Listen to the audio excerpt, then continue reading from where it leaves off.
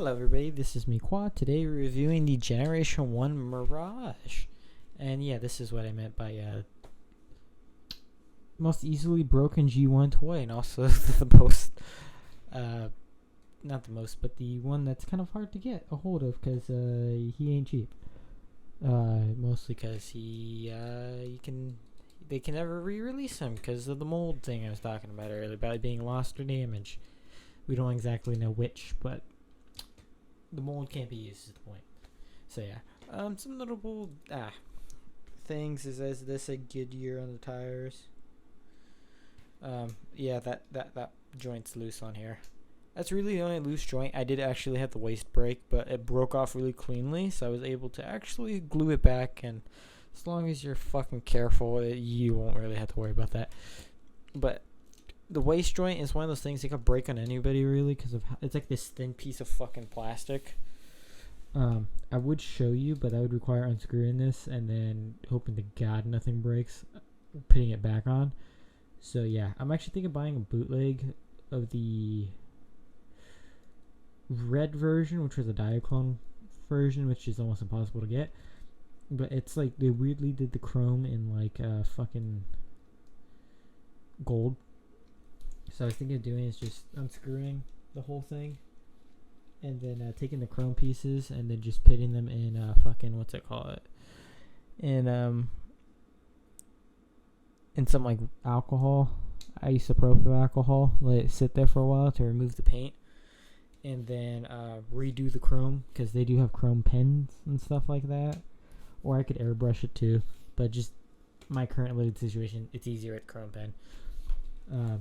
But I'd probably do like a coat of like some model paint clear coat over it just to protect it and shit. A couple coats of that, and yeah.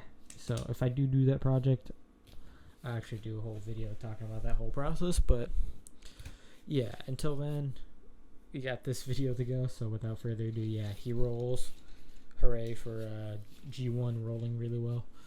But yeah, we're gonna get to transformation. So you want to pull that up as carefully as humanly possible. Separate the legs. Now you want to separate the arms again as carefully as humanly possible. I like grabbing from right here because you're not really pulling anything. I would never like pull the arms out while grabbing the legs. You're just asking for it to fucking break. Now I recommend bending the elbows. That's just so you can get clearance in between the legs. Bring this piece down.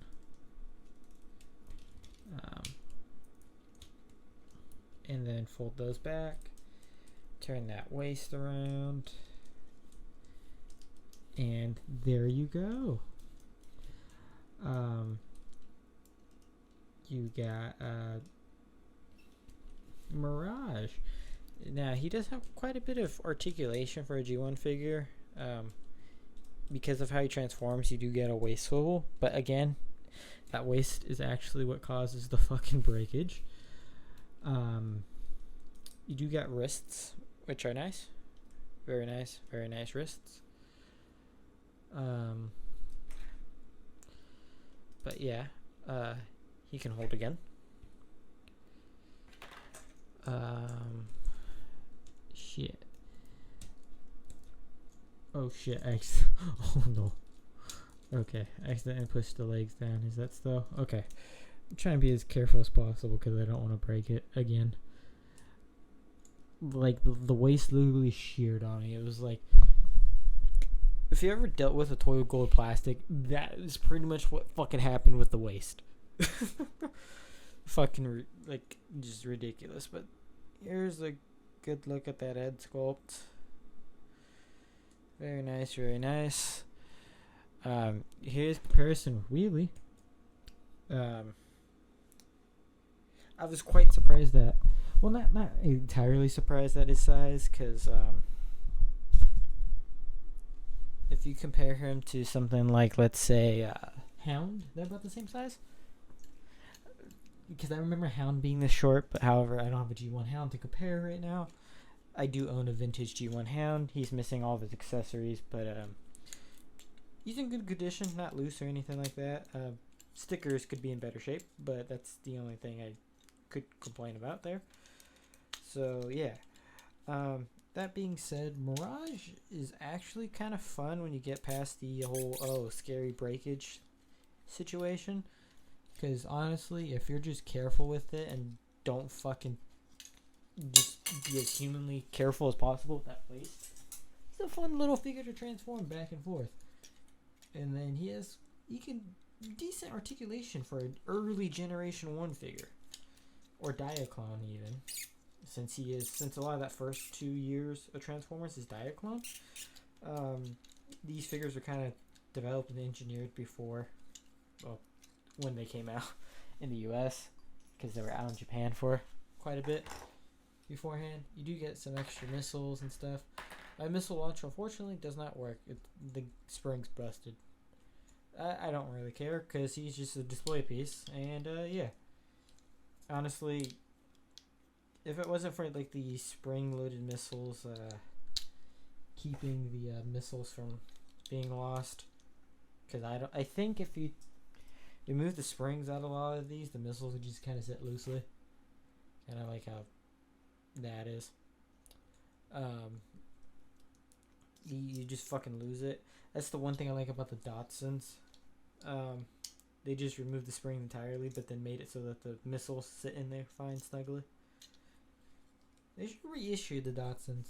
I would like to get a Prowl G1 reissue, because I do have the other two, Silver Streak and or Blue Streak, I should say. And I would actually like that an anime accurate color is one of him. But anyways, that's besides the point. Yeah, no, I would like to get a Prowl, because I'm missing a Prowl, because I have Smokescreen and Blue Streak. But yeah, anyways, here's it with Starscream size comparison. They actually scale pretty decently. Not the Wheelie, of course, but the Starscream and the Mirage, they actually scale not that bad, and they look nice together. And the one thing I like about Mirage, aesthetically speaking, I love the chonk. Oh, I just love it. Just that chonk energy. The chonkers. Oh, just love it. Oh, love it. Just wish it wasn't as fragile as it is. With that said, for Generation 1, if you're able to find him for a decent price, I kind of overpaid for him a little. But it was considering I was supporting a local comics shop, and he wasn't like crazy expensive. So I picked him up, and I do not regret it.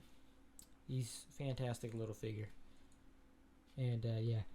And yeah, he's just overall really great, and I do recommend this to you guys. Just as long as you're careful with that waist and you're aware that that waist might self-destruct on you, and your brake may not be as good as mine's was, so you may not be able to repair it, because sometimes it's the metal pin or the plastic thing holding the waist together. Mine's just the plastic thing.